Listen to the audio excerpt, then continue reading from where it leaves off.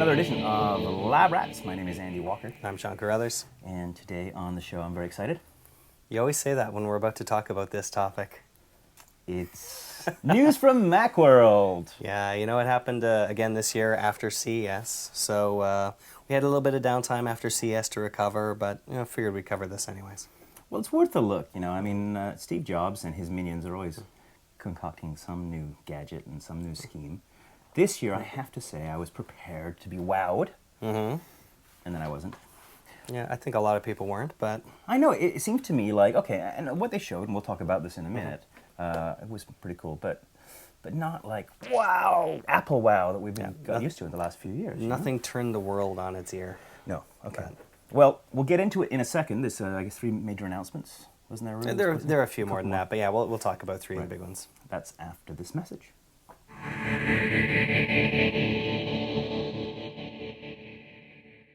If a doggy was the new Camtasia Studio 5, it would be the cutest.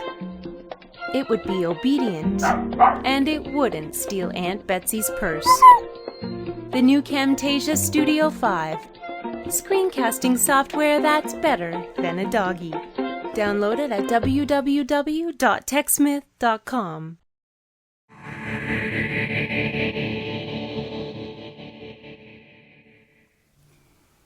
So Macworld every year, of course, it's the Apple convention. They tend not to show up at the Consumer Electronics Show where everybody else does, and they have their own private little, event to show off all the Apple products. Yes, there's a couple throughout the year. This one is definitely the big consumer Apple show. So they have a developer conference later on and a couple other, one-offs later in the year. But this is where they focus most of their energy on bringing out new announcements, saying, here's what's new, here's our strategy for the year ahead. iTunes, yay, Apple, yay, just a big celebration of all things Apple. And so a lot of the big announcements are made at the beginning of the year. But as you say, not at CES, they're very conspicuously absent. There's a lot of iPod accessories at the Consumer Electronics Show, but no iPods. So the big announcement this year, Steve Jobs unveiled a... What? Well, there were 3 things I thought were reasonably big. This year. Right. I think the one thing that everyone was waiting for was a brand new MacBook called the MacBook Air. Right. And there's some speculation as to what that Air meant ahead of time. Over the previous 2 days before the show, there were these posters up, there's something in the air. So people are thinking, does it have WiMAX? Ooh, what is it? But it is a sub-notebook. A sub-notebook. They made a thin notebook. That's their big announcement? They made a very thin notebook. Yeah, see, it says, and I've been looking at the website, and I've been looking at this thing, and their big line is... Go ahead, spit it out. Thinnovation. Thinnovation. Which marketing guru got a raise for that line? That's total. When there's a pun in your marketing tagline, you know that it's good stuff. It ain't a big year at Apple. It's interesting in that it is thinner than almost any other notebook, full-size notebook out there. It does go from 0.76 inches, which is not, it's already smaller than I think the thinnest one, which was a Sony, up to that point, and it goes down to 0.16 inches at the very thin end, which is next to nothing. But it's basically a wedge. Right. Super thin. So it really is the innovation. It is really, really thin. Now, apparently, Apple talked to Intel and got Intel to do a specially designed Core 2 chip for this machine. Yes, they did. I guess you need special power consumption, super low profile chip technology and a packaging and stuff. It means that Intel is serious about doing business with Apple. They are very serious. So it means that this partnership is going to be going forward. They're going to keep pushing it forward. And I think that's one of the nice things is if you have a company like Apple whose forte really is design. So you've got these notebooks that inside a lot of the components may not be much different from PC components for a large portion, but if they're trying to fit it into different designs, smaller designs, ones that don't have blaring fans in there, then it is going to really push the envelope from a engineering perspective, trying to get these things into smaller and smaller packages. So it will push the market forward either way. Even if it is a little bit more expensive on this end than it is on the PC end, it is pushing that envelope down the road. To mix a metaphor. Right. And the whole ad's like they put the thin laptop in the envelope. Yes. So you can push that envelope. So big innovation from Apple this year, a laptop that fits in an envelope. Yeah. Not perfect, innovation. though. So now we're going to get into some of the negative things about this. Okay. So I feel like I'm betraying the cause here, but there are a few things about this I really don't like. It has, I think, one USB, no FireWire, but the thing that... One USB port, Yeah. no FireWire. Okay, interesting. All right. FireWire 800? No FireWire, period. No FireWire at all. Yeah, but the thing that really kills it for me, and I had a big discussion about this with our friend Ben from Neophyte, and the battery inside is inside. Most notebooks, you have an exchangeable battery. This one, it's sealed in like it is inside the iPhone or an iPod. So if you want to replace it, like it goes down, it's $129, and they will change it for free, but that doesn't do you any good if you're in the field and your battery dies. Oh yeah, you're kind of screwed, aren't you? You're kind of screwed if you don't have access to a power outlet. With something like this, you can have a spare battery already charged and ready to go, so that you can just swap it out. With this one, Right. no. And the fact that Apple doesn't allow other third parties access to the MagSafe connector, Yes. so that other people can like get into this and piggyback onto it, that's a bad thing, because then you don't have universal batteries either that you can put underneath it as like an extra battery pack. So is Apple hurting themselves by being a bunch of sort of exclusive, weenie, not sharing geeks? I think that a lot of people are going to look at that and just say, no way. I mean, there's no reason I would ever get one of those at this point, because I need that flexibility to swap that battery out in a This is hurry. a show-off product. This is look what we can do. It's a proof of concept. It's like, look what we're doing now. We're really innovative. We have to go thin, or Yeah. why would they do this? What's the... It is a status symbol. So It's it's for executives that want the newest, thinnest, coolest notebook that's out there, and they don't necessarily need to worry about cranking out processing power in the field. It'll get maybe 5 hours of battery life out of this thing as it is right now, because they've removed the optical drive. They've removed a lot of other things that... Yeah, the optical crank drive, away. right? You have to get an external one, You can get an external one which for you plug into your one USB yeah, connector. $99. I mean, you can get a USB hub, obviously, Yeah. to plug into that, but Yeah. you know, it's... But that kind of It's- does away with the... Right. It's not like Elegance. a workhorse like the MacBook Pro, where it's got all the connectors you need. So this is for like girly girls and ding-dong MBAs and, Yeah, you could say girly girls, but it's for people who are really more interested in the product as a status symbol and something really cool and light. Not necessarily someone that's going out there to do real serious work, in my opinion anyways. I can't imagine anyone doing real serious work on this, because they don't have the external connectors to do it. Well, I ain't not going to buy one. I'm not either. How much are they? They're $17.99 for these notebooks. That's not a bad price, at least. That's the entry-level price on there. You can increase your battery life and increase your price really substantially by going to a solid-state drive Hard drive, inside. yeah. So you get 64-gigabyte drive instead of the 80-gigabyte drive that's Which is a mechanical optical, drive. yeah. And that'll crank your price to over $3,000. And again, it's a status symbol sort of thing. You're riding the bleeding edge. Is it worth it? For most people, probably no. But you'll increase your battery life to over 5 hours. Are you going to get your I Love Steve Jobs tattoo erased from your bum? It's already gone. See, scar tissue in place.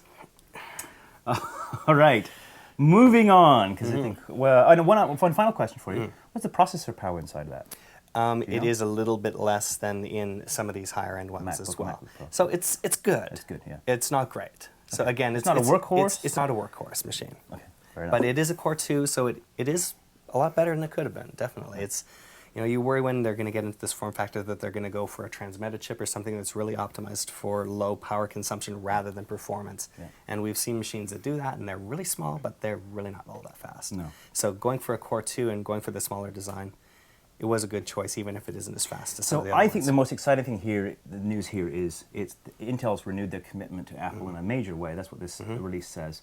And who's to say what's going to come forward? But that, to me, is the piece of news worth looking at inside of this product. Right. Number two, what else occurred to you that's the way you said, oh, this is an interesting announcement at Macworld this year? Well, they released a product that is a companion to a bit of software they have. Now, they released Leopard late last year. Right, it's the latest version of Mac The OS latest 10. version of the operating system. Yeah. And one of the things that they introduced in that we knew it was coming for a while, and they made good on it, and they put it in there. It's called Time Machine. It's an automatic backup solution that allows you to go back in time on your system to retrieve files that you may have accidentally deleted. Or So this is like whatever. System Restore on Windows, Vista, XP, ME. Right, and it'll go through different versions of each of the files. So if you had like 6 different versions of this file, and you wanted version 3 because the other ones were bad, that you can go back and restore that previous version, all of that good stuff. Okay. But it Which essentially... is like shadow copy on Vista. Right, so it takes the process of backing up into a place where you don't have to think about it. Got it. The problem that a lot of people were having with it is you don't have enough hard disk space necessarily to do this. Right. So if you have a drive here that's 160 gigabytes, you can't just take another 160 gigabyte drive and just back up to that. You'll get one copy, right? So if you want to do multiple iterations of that, you need a bigger drive and a drive that you don't have to think about. And one of the things they've done here is introduce a product called Time Capsule. So this is the announcement was something called Time Capsule. Time Capsule. All right. And this is a hardware product that uses 802.11n wireless networking. Okay, good. It comes in... Wi-Fi. It's a Wi-Fi. New Wi-Fi. Yeah, and it comes in 2 different versions. It comes in 500 gigabytes and 1 terabyte. Oh, yeah. At 2 different price points. Wow. So depending on how much backup you want to be doing and how many machines that you have to back up around the house, then you just put this on your network somewhere and back up over the network to this drive automatically. Okay, so it's a network area storage, Right. right? NAS. And okay, so right, so it's storage for backing up using your Mac system to back up to hardware. Right, and the nice thing about it is it's not just a one-to-one. So if you have your current machine right now and you plug an external drive into it, it'll back up to that drive. But this one will actually back up from multiple machines around the house. So you do have that option to do a household kind of backup. Good. Now, is it very much different from a lot of other products that are out there that are network attached storage drives? Network attached storage, I said area. Network attached storage. Yeah, network attached storage. There's a few other, all of these acronyms always have a few different versions on it. But that's the thing with this is it very different? No. Does it work out of the box with Time Machine without a lot of hassle? Yes. So the ease of use out there makes it a very attractive option for Apple fans. So, but again, it's just another poke saying back up, here's your device, get this at the same time, and you're going down the right road to backup. I see a terabyte version of this is about $500. Yeah, 500 that for the terabyte, 500 gigabyte is about $300. So Competitive? I think you can get them cheaper, definitely, if you get another. But again, it's a beautifully designed box. Most of the other NAS devices that you get out there are a little bit butt ugly. So are you going to pay for that for something that you're hardly ever going to look at? I don't know. So Got it. Okay, good. So if you're an Apple devotee, you have a network and it's all Apple, and you want a simple storage solution, then this Time Capsule will be it. It's easy, it's beautifully designed, and it's available where you buy your Mac. Pay a little bit more, pay the Apple pricing as usual. Okay, good. All right. This last innovation, are you done with this one? Yeah, I'm done with that. This last little announcement that we're going to talk about is, for me, is the highlight of Macworld this year. And I'll tell you why in a second. So, Are we talking about the same one? or are we? Well, let's find out. So what is the other highlight for you? So for me, it's a refresh of a product from last year. And last year, everyone was really big into this idea. They thought it was going to be big, and then they got their hands on it, and it worked okay. Yeah, it's right over there. So we are talking about the same thing, I'm guessing. Yeah, the Apple TV. Okay, so let's get it and pull it out. Whoa, easy. So here we go. Apple TV. Apple TV, right. So the Apple TV is a set top box or a set side box or wherever you want to put it beside your television. It pulls content from other computers in your network, and Anything running iTunes. And anything running iTunes. Windows and Mac. And Mac. So you have music, you have photographs, you have videos that will play in your iTunes. You can automatically sync them with your Apple TV or stream them from the network, either way, and then put them up here in high definition, in theory. So that was the theory. Okay, but what was the wrinkle? There wasn't much content that was out there in high definition. It was a little bit hard to get stuff back and forth. The interface was maybe a little bit clunky for some people's taste. So it was a bit of a disappointment then. It was a bit of a disappointment. It did exactly what they said it was going to do, but it wasn't the blockbuster success. It wasn't the blockbuster success. But the new version of this, this is the big news. And I think this is honestly, I mean, as small as it seems, this is the big announcement, which is now they've created video rentals from iTunes for real affordable prices, and better, the video rentals actually have a whole library of HD versions. Right. Now that's exciting to me because that means that's the whole proliferation of content. It merges the internet with iTunes, with your television and your computer, and it really is, I mean, curiously enough, the reason I think the iPod does so well is because of iTunes and its content.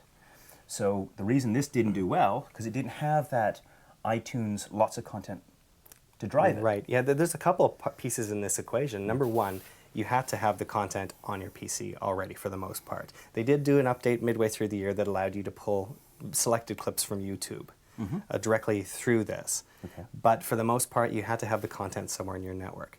Now, you don't have to be at your PC to do this. You can actually go on here and say, I want this content from the iTunes store while you're watching your TV and start downloading it right from this device. Wow.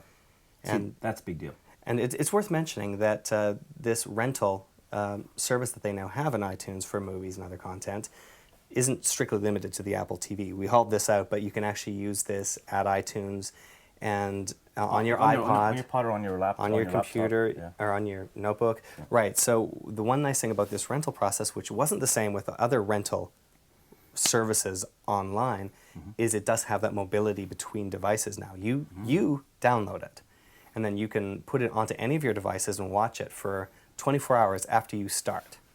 And you have 30 days to start watching it. So you download it, and unless you start watching it, it'll sit there for up to 30 days.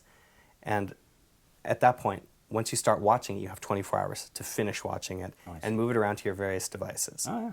So unlike the Blockbuster, say, where you might have like a 5-day rental for however much, this one you have up to 30 days to start. It's digital, right? They don't care. It doesn't need to go back to the store, and it's not like Netflix where you have to send something back through the mail. So it's you got a 24-hour period with the content, but that doesn't start until you actually see the first frame of that. Pretty much, basically. right. And this is only available in the States for the time being. With future, with the announcements for international rollouts, Canada, UK, everywhere else, Australia, in future, they said very soon, the next 6 months or so. Right. So the theory is perhaps by summer 2008, you'll see this available outside of U.S. borders. Right, and the Canadian store has just started doing television for Canadian content, so we'll see that coming soon. They do have the infrastructure in place to take care of this now, which is at least heartening for Canadian viewers and for people outside of Canada. Yeah. I think they know how to do this now outside of Canada. It's just a question of tying down the rights, tying down the rest of the infrastructure and all the big hard disks. So any word for our Dubai viewers or our Somali viewers, or people in Sweden? iTunes Sweden? Soon, we hope. Yeah, anyway. So honestly, I think that as lackluster as this year seems from a big product rollout, that 2.0 product with the content backend, that's exciting to me. It's high-def content, and I will actually buy one of these. Yeah, I think that finally made this product into a product worth getting. Good. And the one nice thing, if you've already got it, it's a free update.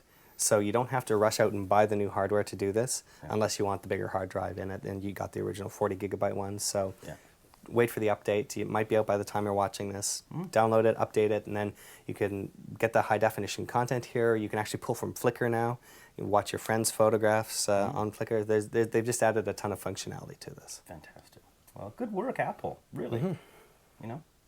Okay, well, let's break again, and then you probably have a couple of final thoughts about Macworld. A couple things. Before we wrap. So take a look at this message from our sponsor, and we'll be back after this with our final thoughts. And I think we have pictures, too, don't we? We have a couple of pictures. All right.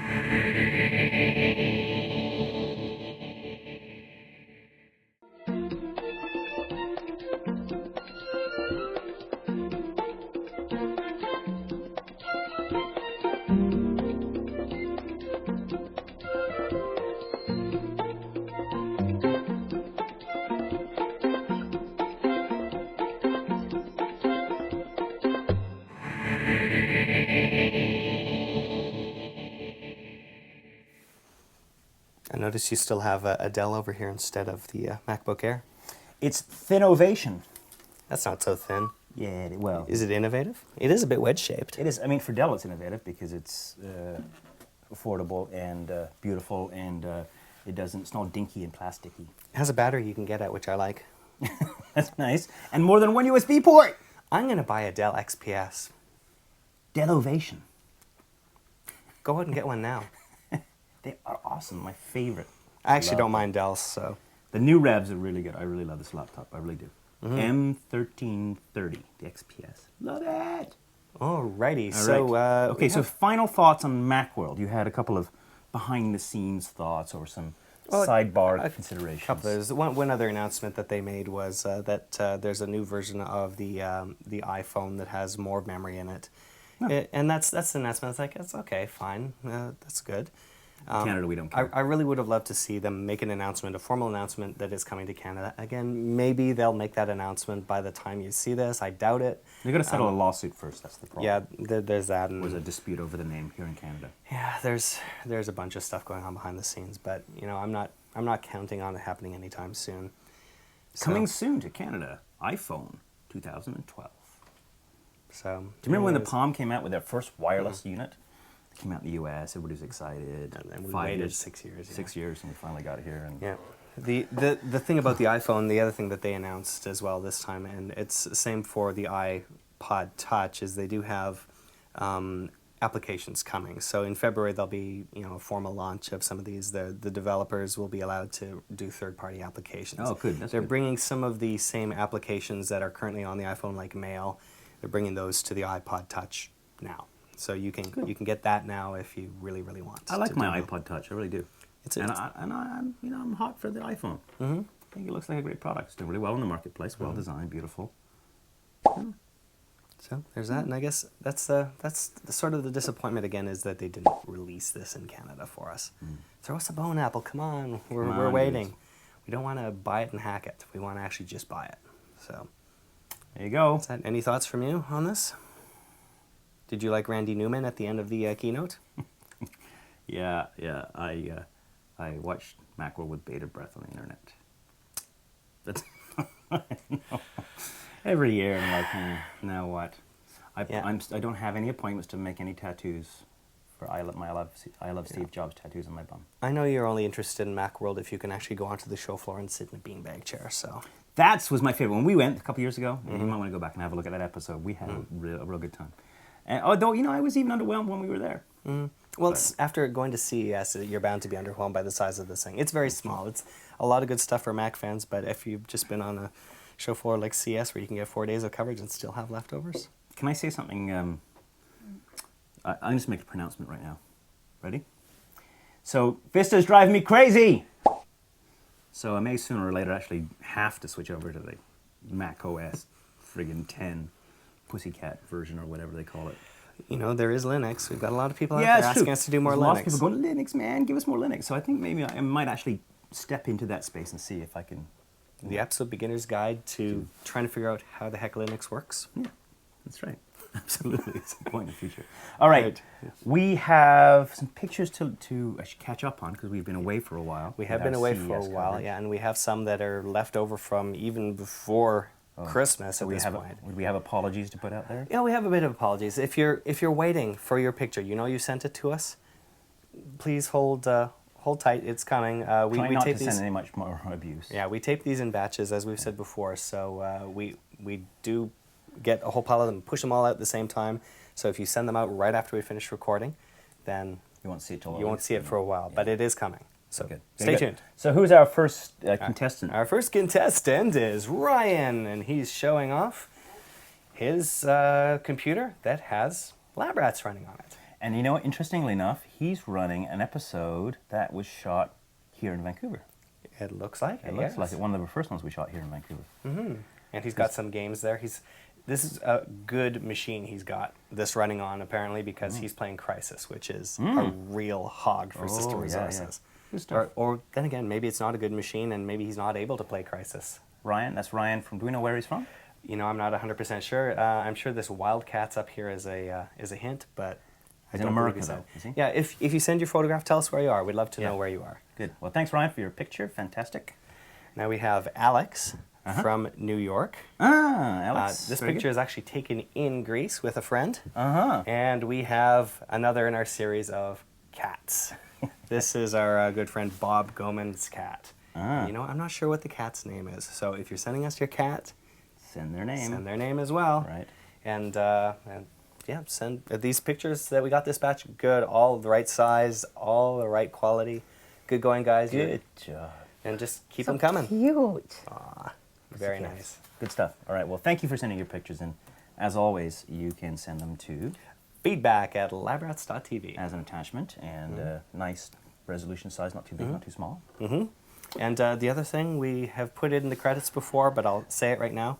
Send us your videos too, like you Oh, did yeah. beforehand. Don't necessarily attach them if they're huge, but if you put them up on YouTube, send us a link to them. So and we'll look at those and What we'll do, put them up too. what do we want them to say in there? Just say hello? Yeah. Like a, Just hello, yeah. Don't make them too long because if you got a 1-minute video, we're not going to play that. So make it really quick, who you are and where you're from and your favorite episode? your favorite episode, and show us your cat or your dog Oh, or yeah. your frog. Yeah.